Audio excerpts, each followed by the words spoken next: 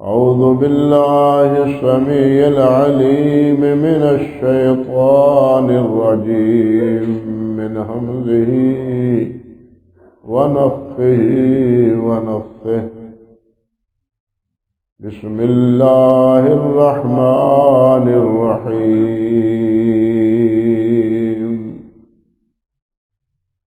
الله يتوفى الأنفس حين موتها والتي لم تمت في منامها ويمسك التي قضى عليها الموت ويرسل الأخرى إلى أجل مسمى إن في ذلك لآيات لقوم يتفكرون.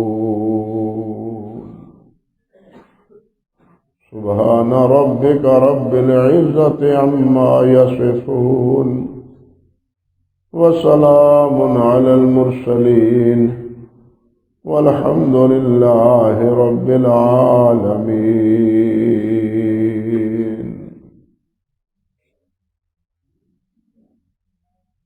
محترم و معزز سامعین کرام، اس آیت مبارکہ میں جس طرح کے گزشتہ خطبے کے دوران میں عرض کر رہا تھا، اللہ سبحانہ و تعالی نے دو موتوں کا تذکرہ کیا ہے. ایک موت معبد ہے اور ایک موت موقت ہے. موت موقت تو نیند پر بھی اس کا اطلاق ہوا ہے، اور وقتی طور پر کچھ ماہ کے لیے، کچھ سال کے لیے کسی کے پر موت طاری ہونا اور پھر دوبارہ اللہ سبحانہ و تعالیٰ کا اسے زندہ کر دینا، یہ موت موقت ہے، وقتی موت ہے. ہمیشہ کی موت وہ ہے جسے موت معبد کہتے ہیں. یہ تقسیم ہمیں سمجھائی تھی ہمارے شیخ حضرت الاستاذ حافظ محدث محمد محدث مودودی رحمۃ اللہ علیہ. اللہ اکبر. اور موت معبد وہ ہے کہ جب مرنے کے بعد بالآخر انسان قیامت کے دن ہی اٹھے گا، درمیان میں دوبارہ اس کو زندہ کر کے موت دے کے دوبارہ زندگی نہیں ملے گی. موت تو بہرحال ہر انسان کو آنی ہے، کوئی بھی اس سے بچا ہوا نہیں. کل نفس ذائقۃ الموت، ہر نفس نے موت کا ذائقہ چکھنا ہے. اللہ اکبر. لیکن موت کا یہ معاملہ بڑا عجیب ہے. اس آیت میں اللہ رب العزت نے دو لفظ بیان فرمائے ہیں.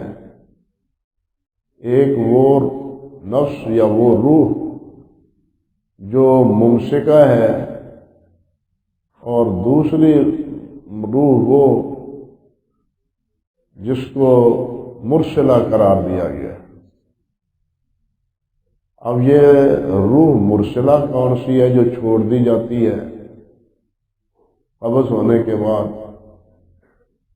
اور دوسری روح اس سے کیا مراد ہے؟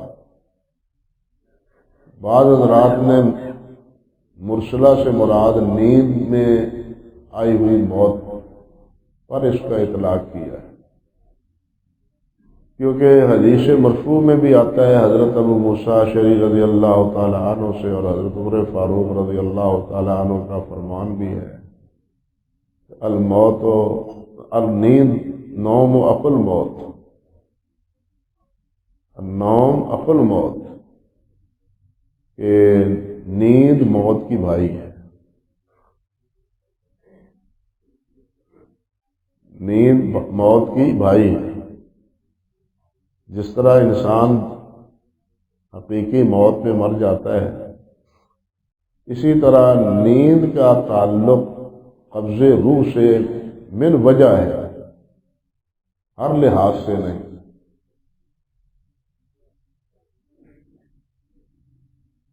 روح کا جسم کے ساتھ اتصال رہتا ہے، تعلق رہتا ہے، لیکن وہ تعلق کیسا ہے، کس نوعیت کا ہے؟ بعض نصوص کی وجہ سے بس یہی کہتے ہیں کہ اس تعلق کی حقیقی صورت کا علم صرف اللہ رب العزت کو ہے۔ یہ روح نیند کی صورت میں پرواز کرتا ہے، زندہ لوگوں سے بھی اس کی ملاقات ہوتی ہے، موتیٰ سے بھی اس کی ملاقات ہوتی ہے، باتیں یہ روح ارواح اوپر جا کے جب ملتی ہیں اور باتیں کرتی ہیں تو جو باتیں ہوتی ہیں کئی دفعہ وہ من و ان سچی ثابت ہوتی ہیں۔ بلکہ نیند کی حالت میں انسان چیختا چلاتا ہے، اسے پتہ نہیں ہوتا، لیکن پاس بیٹھا ہوا جاگنے والا وہ دیکھ رہا ہوتا ہے، سن رہا ہوتا ہے کہ یہ پریشان ہے، کسی پریشانی میں مبتلا ہے اور چیخ چلا رہا ہے، لڑتا بھڑتا بھی ہے، اور بسا اوقات اس لڑائی میں، نیند کی حالت میں جو لڑائی ہے، اس میں جو حرب و ضرب کے اثرات ہوتے ہیں وہ بسا اوقات بیدار ہونے کے بعد بھی محسوس ہوتے ہیں۔ نیند میں جو پریشانی لاحق ہوتی ہے، کوئی تکلیف محسوس کرتا ہے، وہ تکلیف پھر بیداری کے بعد بھی محسوس ہوتی ہے۔ کسی اور کی کیا بات آپ سے عرض کروں، میں خود بیتی آپ سے عرض کرتا ہوں۔ جن دنوں میں اللہ کی توفیق سے مسند امام ابی اعلیٰ پر کام کر رہا تھا، کام مکمل ہو چکا تھا، بس نظر ثانی باقی تھی۔ وہ پرانی مسجد جن حضرات نے دیکھی ہے، سیڑھیاں چڑھتے ہوئے آدھی سیڑھیاں عبور کرنے کے بعد کمرہ ہوتا تھا، اور اسی کمرے میں بیٹھتا تھا۔ اللہ اکبر کبیر، مجھے خواب کیا آتا ہے کہ میرا یہ انگوٹھا اور یہ انگلی یہ درد سے بھری ہوئی ہیں اور یہ سیاہ ہو گئی، سیاہ ہو گئی ہیں، اور درد شدید درد ہو رہی، اور اسی درد کی وجہ سے میری آنکھ کھل گئی۔ میں خواب میں یہ سوچتا ہوں کہ مولا کریم یہ کیا بن رہا ہے، کیا مستقبل میں کچھ نہیں لکھ سکوں گا اپنے ہاتھ سے؟ اتنی درد اور اتنی تکلیف کے ناخن اور یہ دونوں یہ سیاہ ہونے شروع ہو گئے، مستقبل میں کچھ بھی نہیں لکھ پاؤں گا۔ یہ سارے احساسات خواب میں مجھے محسوس ہو رہے ہیں۔ آنکھ کھلی تو اب دیکھا کیا کہ یہ دونوں انگلیاں درد سے بھری ہوئی ہیں۔ بیدار ہونے کے بعد بھی یقین جانیے ان میں نے درد محسوس کی، لیکن یہ اللہ کا شکر کہ وہ جو سیاہی تھی وہ نظر نہیں آئی، وہ نہیں تھی، الحمدللہ۔ پریشانی بڑی کہ یہ معاملہ کیا ہے۔ میں جس وقت گھر سے، اس وقت میں سر سید ٹاؤن ہوتا تھا، وہاں سے جب ادارے میں آیا، حاضر ہوا، یہاں کمرہ کھولا، کمرے میں بیٹھا، کام کی ابتدا کرنے کے لیے جب مسودہ اٹھانے لگا تو مسودہ جہاں رکھ کے گیا تھا وہاں سے غائب، سارا مسودہ وہاں سے غائب۔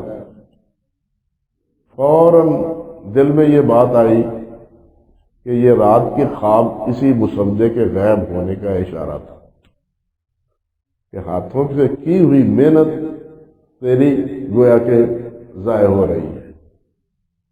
پھر آگے کیا ہوا یہ طویل کہانی ہے اور بڑی دلدوز تکلیف دہ کہانی ہے۔ کہنے کا مقصد یہ تھا کہ جو خواب میں درد ٹیس محسوس کرتا ہے وہ بیدار ہونے کے بعد بھی اس کی ٹیس باقی رہتی ہے بسا اوقات، اور بسا اوقات باقی نہیں رہتی۔ یہ انسان کی روح جس وقت فوت ہوتا ہے، فوت ہونے کے بعد اس کی روح نکلتی ہے، نیند کی حالت میں نکلتی ہے روح، لیکن کامل طور پر نہیں۔ کتنی نکلتی ہے، کتنی کا جسم کے ساتھ اتصال قائم رہتا ہے، اس کا علم اللہ کے علاوہ اور کسی کو نہیں۔ بس یہ ہے کہ اس حالت میں انسان دیکھ نہیں رہا، سن نہیں رہا، بلکہ نیند سب سے پہلے کانوں پر آتی ہے، بعد میں آنکھوں پہ آتی ہے۔ کانوں میں آواز آتی رہے تو نیند نہیں آتی، کانوں میں آواز نہ پڑے تو پھر نیند کی ابتدا ہوتی ہے۔ لیکن نیند کی حالت میں یہ خواب دیکھتا ہے، بول بھی رہا ہے، آ جا بھی رہا ہے، اس کا دل، اس کا معدہ، اس کے جگر، اس کے اعضائے رئیسہ وہ سارے کام کر رہے ہیں، وہ سب کام کر رہے ہیں، غذا ہضم ہو رہی ہے، بلکہ جاگنے سے بھی بہتر طور پر ہضم ہو رہی ہے، کیونکہ تمام خلتیں اب انہضام کی طرف ان کا جو ہے نا رجحان ہے۔ یعنی یہ ایسا تعلق ہے جو غیر مرئی ہے، اور آج تک اس کو سائنس اپنی تمام تر ترقیوں کے باوجود سمجھ نہیں پائی۔ علماء کرام سمجھانے کے لیے بس اتنی بات کہتے ہیں کہ دیکھیے آج کے دور میں سائنسی اعتبار سے یہ فیکٹس ہے، فیکٹس۔ آپ یہاں سے بیٹھے مشین کے اندر اپنا لکھا ہوا کاغذ مشین میں ڈالیں، جہاں پک کریں گے، یہ کریں گے، اشارہ کریں گے، وہ امریکہ بھی پہنچ جائے گا، سعودیہ میں پہنچ جائے گا، جہاں کا اشارہ کریں گے وہاں پہنچ جائے گا۔ درمیان میں کوئی چیز نہیں، لیکن لکھا لکھایا کاغذ وہاں پہنچ رہا ہے۔ ٹیلی ویژن کا محل کہاں ہوتا ہے، مرکز کہاں ہوتا ہے، لیکن ہر گھر میں اس کی تصویریں بھی نظر آ رہی ہیں، بولتے ہوئے انسان بھی نظر آ رہے ہیں، درمیان میں کوئی واسطہ یا کوئی ذریعہ نہیں ہے۔ جیسے یہ اتصال ہے، ذریعہ اتصال ہے، بس اسی طرح روح کا جسم کے ساتھ ایک گنا اتصال ہے، بلکہ اس کو دوسرے طریقے پر بھی سمجھیں۔ تمام ماہر ارضیات اور فلکیات اور سائنسدان اس بات پر متفق ہیں کہ چاند کی 12، 13، 14 ان تاریخوں میں سمندر میں طغیانی ہوتی ہے، سمندر میں طغیانی ہوتی ہے۔ اور آج کل تو بڑے بڑے جہاز ہیں، پہلے دور میں ان تاریخوں میں جہاز رانی نہیں ہوتی تھی، ان تاریخوں میں کہ سمندر اس وقت پورے جوبن پر ہے اور مد و جزر ہو رہا ہے، ایسا نہ ہو کہ ہم بھی کسی مصیبت میں پھنس جائیں۔ اب اس چاند کا اس چاند کا اس سمندر کے ساتھ کیا تعلق، لیکن سب تسلیم کرتے ہیں اس بات، اس حقیقت کو سب مانتے ہیں، لیکن چاند کہاں ہے اور پانی کہاں ہے، ان دونوں کا باہم آپس میں ربط کیا ہے، آج تک یہ نقطہ حل نہیں ہوا۔ اللہ رب العزت نے روح کے بارے میں تو ویسے ہی فرمایا نا، یسألونک عن الروح قل الروح من امر ربی، بس اتنا ہی، وما اوتیتم من العلم الا قلیلا، تمہیں بس تھوڑا سا علم دیا گیا ہے روح کے بارے میں، ورنہ صحیح حقیقت تم روح کی لطافت اور اس کی حقیقت سے تمہیں ہم نے آگاہ نہیں کیا۔ یہ روح ہے، بلکہ روح کے ساتھ جس کا جگہ بجگہ اللہ ذو الجلال نے حوالہ دیا، افلا تعقلون، افلا تعقلون، تمہیں عقل نہیں آتی؟ یہ عقل مستقل ایک چیز ہے جسم میں، جس کا تعلق دل سے ہے۔ آج کے دور میں پہلے تو سائنسدان اس کا انکار کرتے تھے، لیکن آج کے سائنسدان ان کا اقرار کر رہے ہیں کہ عقل کا محل دل ہے۔ دل دماغ کو رہنمائی کرتا ہے اور دماغ آگے اپنا عمل شروع کرتا ہے۔ جو بڑے بڑے ماہر ڈاکٹر ہیں ان مضامین چھپ چکے ہیں اخبارات میں، افسروزوں میں، ماہناموں میں بھی، انہوں نے اعتراف کیا ہے کہ عقل کا محل جو ہے وہ دل ہے۔ ان فی ذلک لآیات لأولی الالباب، یہ لب جو ہے اس کا تعلق دل سے، اور دل رہنمائی کرتا ہے کس کو؟ دماغ کو۔ اب یہ عقل ہے لیکن کسی نے دیکھی ہے؟ آج تک روح کسی نے دیکھا ہے؟ حتیٰ کہ ایک آدمی دوسرے کو ضرب لگاتا ہے، اس کو چوٹ لگاتا ہے، اس کو درد ہوتا ہے، درد ہو رہا ہے، لیکن درد کسی نے آج تک دیکھا ہے؟ درد کا وجود ہے لیکن درد کی حقیقت ضرور ہے۔ سائنسدان بھی عجیب مخلوق ہے، مانے تو ان تمام حقائق کو مانے جو نظر نہیں آتی، اور نہ مانے تو اللہ وحدہ لا شریک کو نہ مانے کہ اللہ تو نظر نہیں آتا۔ بات سمجھے نا؟ یعنی یہ بھی عجیب مخلوق ہے کہ اللہ کی قدرت کی یہ نشانی ہے، وہ ہم سے زیادہ بہتر جانتے ہیں، سمجھتے ہیں، لیکن ان کو تو مانتے ہیں جو عقل میں نہیں آتی چیزیں، جن کا جو عقل میں عقل ان کا ادراک اور احاطہ نہیں کر سکتی، لیکن ان حقائق کو تو مانتے ہیں۔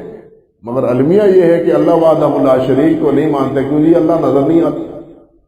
بھئی ہر نظر آنے والی چیز جو ہے وہ ہمیں نظر آتی ہے۔ یہ بجلی کی لو ہمیں نظر آتی ہے نا، لیکن بجلی کی حقیقت کیا ہے؟ آج تک کسی نے اس کا عقدہ حل کیا ہے؟ یعنی بہت سی مری چیزیں بھی ایسی ہیں کہ جن کو دیکھنے کے باوجود بھی ہم نہیں اس کی حقیقت کو پا سکتے۔ تو عرض کرنے کا مقصد یہ تھا کہ موت ایک ایسی حقیقت ہے کہ جس کی دو کیفیتیں، ایک کیفیت وہ ہے جس کا تعلق نیند سے ہے، اور ایک وہ ہے جس کا تعلق موت مؤبد کے ساتھ، ہمیشہ کی موت ہے۔ اور وہ موت مرنے کے بعد یہ نہیں کہ انسان مر مٹی ہوا جس طرح کفار کہتے تھے، یہ نہیں، لیکن ان میں بھی یک گنا حیات باقی رہتی ہے۔ اگرچہ انسان کے جسم کا جس طرح کے حدیث میں آتا ہے، یہ ریڑھ کی ہڈی جس کو کہتے ہیں، بہت لطیف سی، بالکل اس میں سمٹ کر یہ سارا جسم جو ہے اس میں سمٹ کے باقی رہ جاتا ہے۔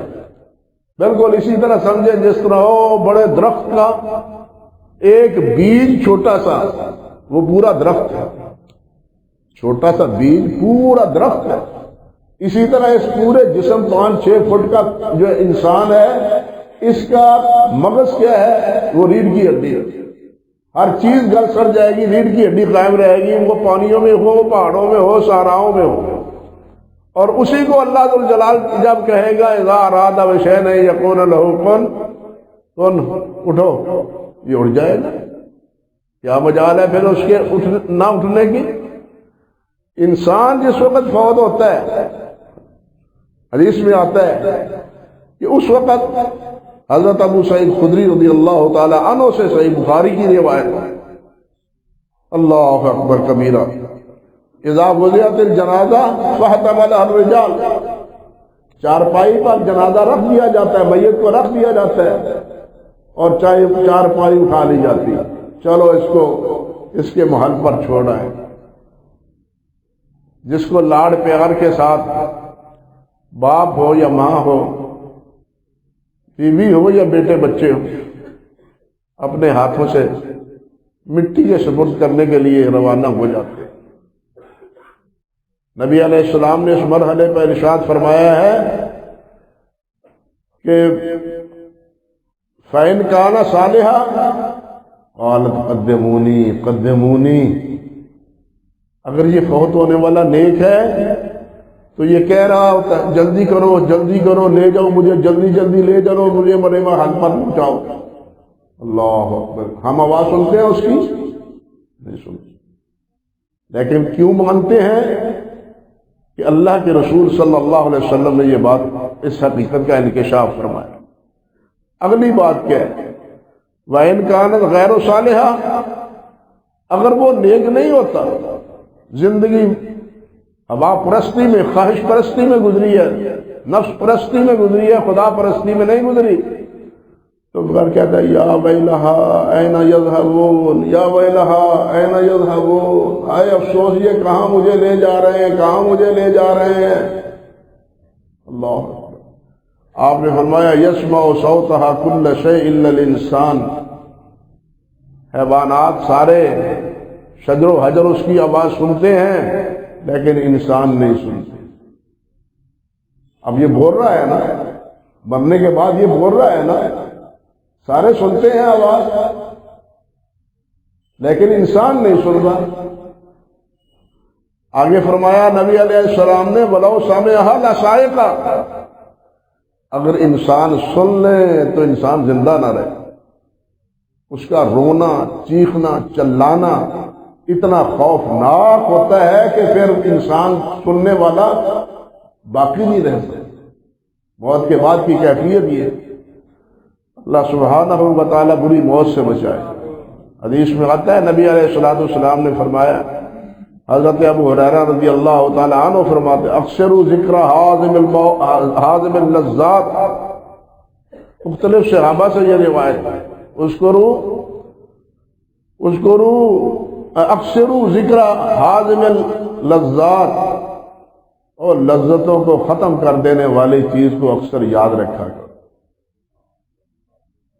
لذتوں کو برباد اور ختم کر دینے والی چیز اس کو اکثر یاد کرو۔ اکثروا، قلنا یا رسول اللہ وما حازم اللذات، ہم نے عرض کیا حضور یہ لذتوں کو ختم کرنے والی کون سی چیز ہے؟ فرمایا الموت۔ آپ نے فرمایا الموت۔ حضرت عبداللہ ابن عمر سے روایت ہے، وہ فرماتے ہیں جاء رجل فسلم علی النبی صلی اللہ علیہ وسلم، ایک آدمی آیا خدمت اقدس میں حاضر ہو کے اس نے سلام پیش کیا اور عرض کیا ای المومنین افضل،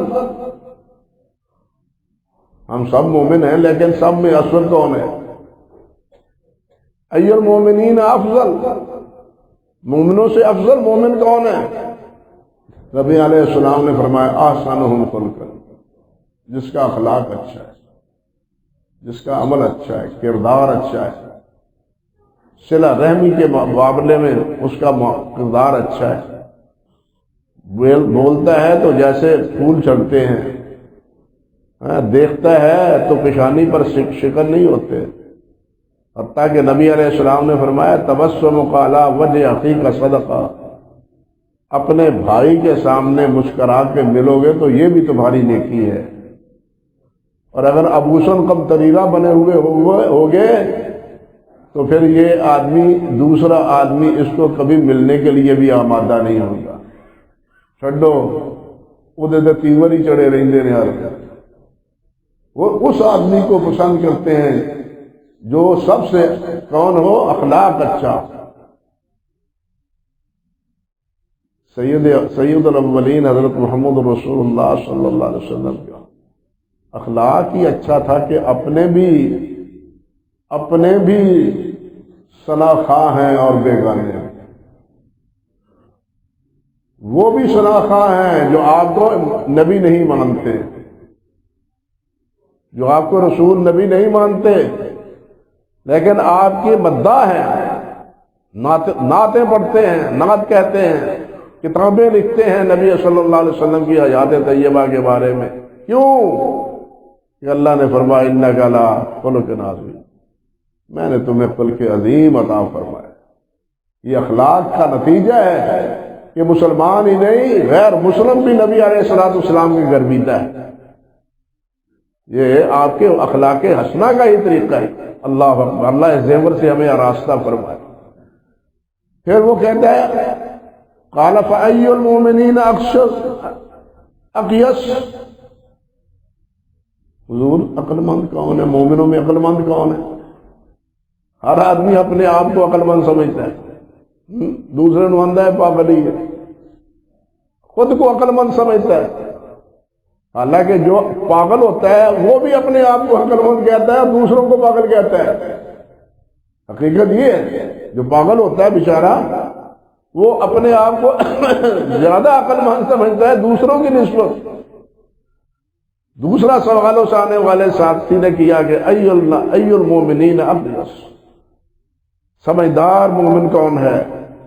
نبی علیہ الصلوۃ والسلام نے فرمایا قال اکثرهم للموت ذکرا، اکثرهم للموت ذکرا، جو اکثر موت کو یاد کرتا وہ سمجھدار ہے۔ اللہ اکبر کبیرہ۔ حضرت عثمان غالباً نام ہے ان کا، امام نام سے زیادہ وہ لقب دقاق سے معروف ہے۔ علامہ قرطبی رحمۃ اللہ علیہ نے تذکرہ میں ان کا ایک عجیب بات ان کی نقل کی اور نہایت سبق آموز ہے۔ اسی حوالے سے فرماتے ہیں من اکثر من ذکر الموت اکرم بثلاثۃ اشیاء، کہنے کو تو مجھے بھی موت یاد ہے، مرنا یاد ہے، آپ بھولے ہوئے ہیں، ہر ایک اپنی آنکھوں سے مرتے ہوئے دیکھتے ہیں، اپنے ہاتھوں سے قبر میں لٹا کے آتے ہیں، موت تو یاد رہتی ہے، لیکن اس کے بھی کچھ قواعد ہیں، اس کے بھی کچھ ضوابط ہیں۔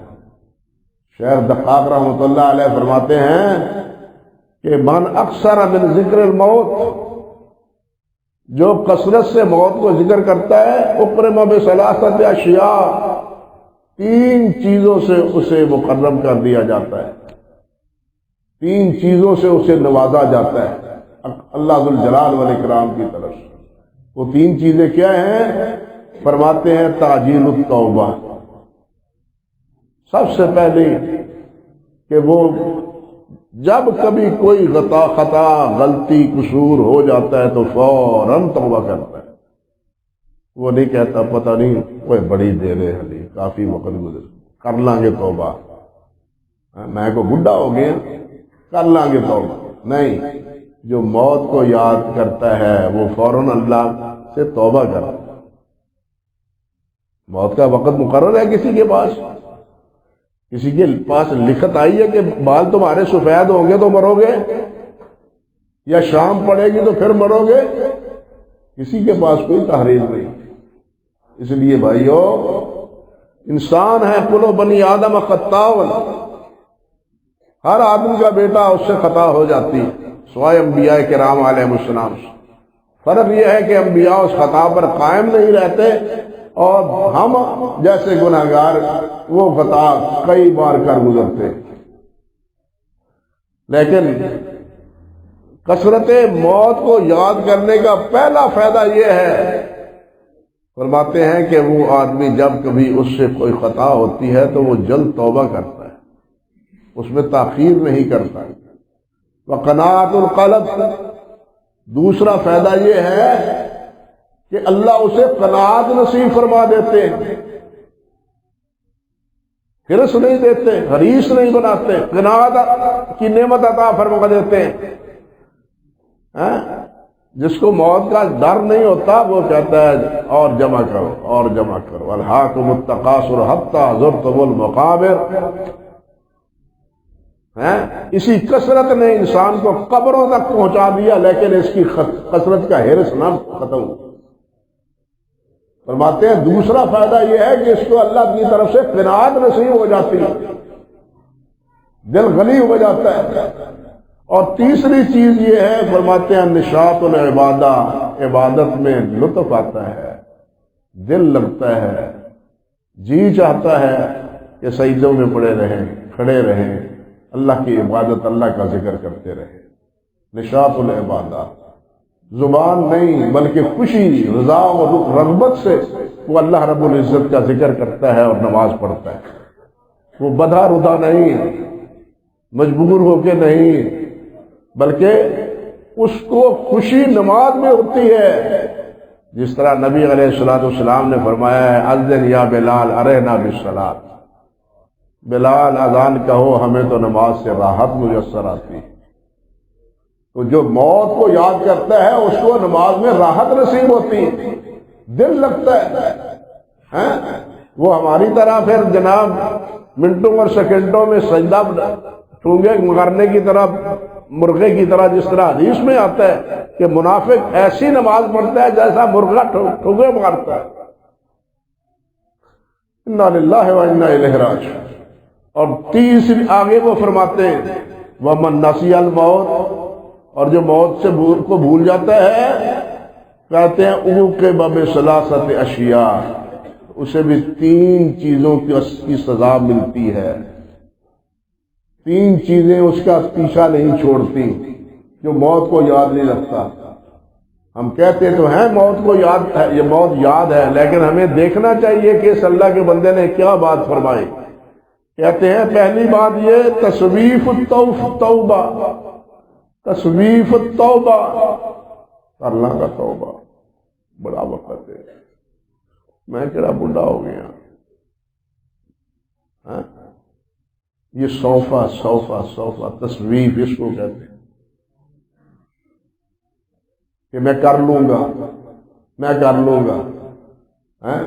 جیسے امتحان میں پڑا ہوا طالب علم، وہ کہتا ہے لو ابھی تو 2 ماہ رہتے ہیں امتحان کو، میں تیاری کر لوں گا۔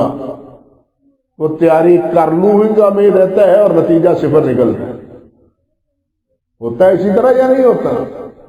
بالکل یہی کیفیت اس کی ہے کہ کر لوں گا۔ اس کو موت یاد نہیں ہے، اس کو پتہ ہی نہیں، یقین ہی نہیں ہے کہ کب شام بھی ہونی ہے یا نہیں ہونی، بلکہ عصر بھی ہونی ہے یا نہیں ہونی، اس لیے کہتا ہے کر لوں گا۔ دوسری بات فرماتے ہیں، دوسری بات یہ ہے کہ ترک الرضا بالکفاف، اللہ جو دیتا ہے اس پر راضی نہیں رہتا۔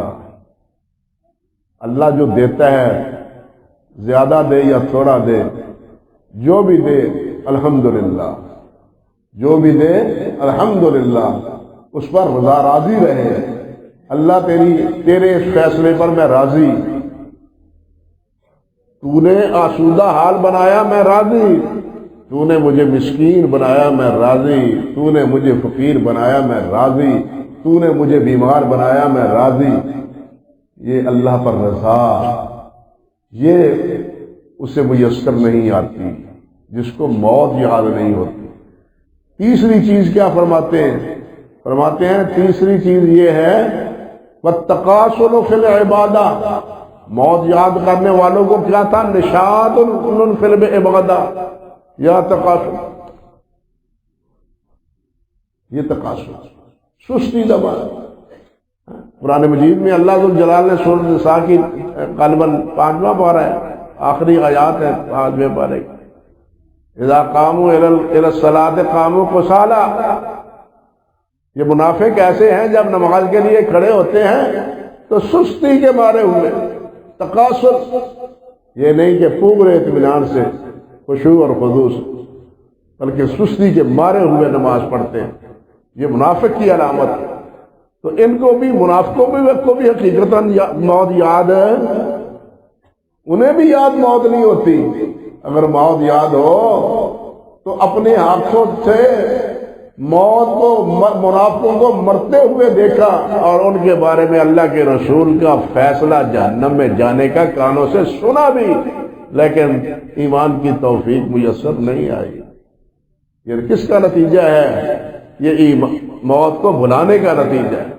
اللہ سبحانہ و تعالی ہمیں موت کا ذکر اور موت کو یاد رکھنے کی توفیق دے۔ اللہ تعالی ہمیں گناہوں سے بچنے کی توفیق عطا فرمائے۔ اللہ اپنی رضا کے مطابق اپنی بندگی کرنے کی توفیق عطا فرمائے اور بہت سے دو چار اگر ہوں تو اللہ سبحانہ و تعالی ہمیں اہل ایمان کی موت نصیب فرمائے۔ اللہ اکبر کبیرہ۔ بھائیوں بات تو بہت دکھی ہے، ہمارا اس وقت پاکستان جو ہے نا جن خطرات میں دن بدن گرتا چلا جا رہا ہے، بس اس پر اتنا افسوس ہوتا ہے۔ وہ کسی نے کہا ہے نا کہ وہ کہتا ہے تن ہما داغ داغ شد پمبا کجا کجا نہیں، لاوے کا لاوا ہی بگڑا ہوا ہے۔ سارے ملک میں شعور یہ ہے کہ ہے کچھ نہیں، لیکن ایک وزیر کے مشیر بھی ہیں، وزیر کے مشیر بھی ہیں، اور پھر جناب مشیروں کے آگے ان کے ترجمان بھی ہیں، ترجمان بھی علیحدہ ہیں وزیروں۔ یہ حالت ہے۔ لوگ کہتے ہیں کہ چائنا ہم سے 5 گنا بڑا ہے اور اس کے 5 سے 6 وزیر ہیں سارے۔ ہمارا جو 5ویں نمبر پر ملک اس کے مقابلے میں آتا ہے وہاں 70 وزیر ہیں، اور ان کے ساتھ ہی ترجمان، ان کے مشیر، ان کے معاون خصوصی۔ پھر اندازہ کیجیے بندر بانٹ، یہ بندر بانٹ ہے۔ اور سب سے المیہ یہ سیاسیوں کا نہیں، مولویوں کا اس سے بھی حالت پتلی ہے۔ کتنے دکھ کی مر مٹنے کی بات ہے کہ 25 دسمبر کو جمعیت علماء اسلام کے مفتی صاحب 25 دسمبر کو وعظ شریف کرتے ہیں عیسائیوں کی حمایت میں، اور وہ کہتے ہیں ہم تو گرجے بناتے ہیں، مندر بناتے ہیں، ہم مسجدیں نہیں بناتے۔ کوئی مسلمان آئے تو ہم انہیں امداد نہیں دیتے، مندر بنانے کے لیے امداد دیتے ہیں، گرجے بنانے کے لیے امداد دیتے ہیں۔ بتلائیے یہ اسلامی ریاست پاکستان کا وزیر مذہبی امور ہے، یعنی اس کا رجحان عیسائیت کی طرف ہے۔ مفتی صاحب، یہ مفتی صاحب جو مفت ہیں، وہ اہل علم کا مفتی صاحب کوئی ایسی حماقت نہیں کر سکتا۔ یہ مفت خورے ہیں جو ہر ایک کو راضی کرنے کی کوشش کرتے ہیں، راضی رہے رحمان بھی اور راضی رہے شیطان۔ یہ اس کیٹیگری کے لوگ۔ اللہ تعالیٰ ہمارے حالت پر رحمت فرمائے۔ بلکہ ایک اور پیر صاحب ہیں، وہ بھی شاید خبر آپ نے پڑھی ہوگی۔ پیر صاحب نے 25 کو دن منایا کہ عید میلاد مسیح علیہ السلام اور عید میلاد مصطفیٰ علیہ السلام۔ بتلائیے دونوں میں کیا فرق رہا؟ 25 کو وہ عید عیسائی عید مناتے ہیں، اور حیرت کی بات یہ ہے کہ پادری اس میں تقریر کرتا ہے تو اپنے عقیدے کو اجاگر کرتے ہوئے کہتا ہے کہ جناب ہم اس لوگوں کو، انسانوں کو اللہ کا شکر ادا کرنا چاہیے کہ اللہ سبحانہ و تعالیٰ نے اپنے اکلوتے بیٹے کو بھیجا اور اس کو صلیب دی گئی اور وہ قربان ہو گیا انسانوں کے گناہوں کے کفارے کے طور پر۔ اور سارے ایسے ہیں جناب فبہت الذی کفر، جیسے ان کے منہ بند ہے، وہ مفتی بھی ہیں اور یہ جناب پیر بھی۔ بتلائیے یہ پاکستان مسلمان ملک میں یہ ہو رہا ہے، کتنی اور کرنے والے بھی پیر صاحب ہیں۔ یہ ہماری قوم کے پیر ہیں، یہ پیر نہیں پیڑ ہے، پیڑ امت کے لیے، افراد کے لیے یہ درد جان اور درد ایمان ہے۔ اللہ ان لوگوں کو ہدایت عطا فرمائے۔ یہ سمجھتے نہیں کہ دین اسلام کیا ہے۔ اب بتلائیے جب وہ یہ کہہ رہا تھا اور یہ سارا لا رہے تھے، انہوں نے بیٹا ماننے دیا عیسیٰ علیہ السلام کو؟ اللہ ذو الجلال والاکرام تو یہ فرمائے، نبی علیہ السلام تو یہ فرمائے کہ جو اللہ کا بیٹا کہتا ہے، اللہ فرماتے ہیں یسبنی ابن آدم، میرا آدم کا بیٹا مجھے گالیاں دیتا ہے۔ یہ عیسیٰ علیہ السلام کو یہ بات کہہ کہ اللہ تعالیٰ کو گالیاں دے اور یہ اطمینان سے سنتے رہے۔ شرم کی ڈوب مرنے کی بات نہیں، دل دکھتا ہے، ایمانداری کی بات ہے۔ وہ یہ موضوع نہیں ہے، لیکن میں کیا کروں، میرا دل دکھتا ہے۔ مسلمان کوئی سوچ نہیں سکتا جو ہمارے پیر کر رہے ہیں اور ہمارے مفتی کر رہے ہیں۔ اس گھر کو آگ لگ گئی، گھر کے چراغ سے۔ انا للہ و انا الیہ راجعون۔ اللہ اس جہالت سے، اس مردود عقیدے سے ہمیں محفوظ رکھے۔ اللہ ہمیں اسلام پر قائم رکھے اور ایمان پر اور اسلام پر موت نصیب فرمائے۔ وآخر دعوانا الحمدللہ رب العالمین۔